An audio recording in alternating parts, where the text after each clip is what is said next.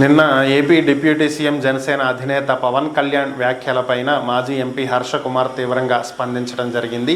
నిన్న ఇంద్రకీలాద్రిపై అమ్మవారిని దర్శించుకున్న అనంతరం పవన్ కళ్యాణ్ మీడియా సమావేశంలో మాట్లాడుతూ హిందువులంతా రోడ్లపైకి రావాలని, తిరుమలలో హిందువులు లేరా, అలానే వైసీపీలో హిందువులు లేరా అంటూ అన్ని పార్టీలకు సంబంధించి ఆయన ప్రస్తావించడం జరిగింది. హిందువులంతా రోడ్లపైకి రావాలని, తిరుమలకు అపవిత్రం జరిగిందని, దీన్ని అందరూ ఖండించాలని, నిరసన తెలియజేయాలంటూ ఆయన పిలుపునివ్వడం జరిగింది. దీనికి సంబంధించే హర్షకుమార్ మాట్లాడుతూ డిప్యూటీ సీఎం హోదాలో ఉండి పవన్ కళ్యాణ్ హిందువులందరినీ రెచ్చగొడుతున్నారని, ప్రజలను రెచ్చగొడుతూ హిందువులంతా రోడ్లపైకి రావాలని చెప్పి పిలుపునిస్తున్నారని, ఈ విషయంపై ఆయన్ను సస్పెండ్ చేయాలని చెప్పి ఆయన వ్యాఖ్యానించడం జరిగింది. సీఎం హోదాలో చంద్రబాబు నాయుడు ఎటువంటి ఎవిడెన్స్ లేకపోయినప్పటికీ, ఎటువంటి ఆధారాలు లేకపోయినప్పటికీ కూడా నిరాధారమైనటువంటి ఆరోపణలు చేయటం జరిగిందని, కేవలం రాజకీయ ప్రయోజనాల కోసం ఇలా చేశారు అని చెప్పి ఆయన వ్యాఖ్యానించడం జరిగింది.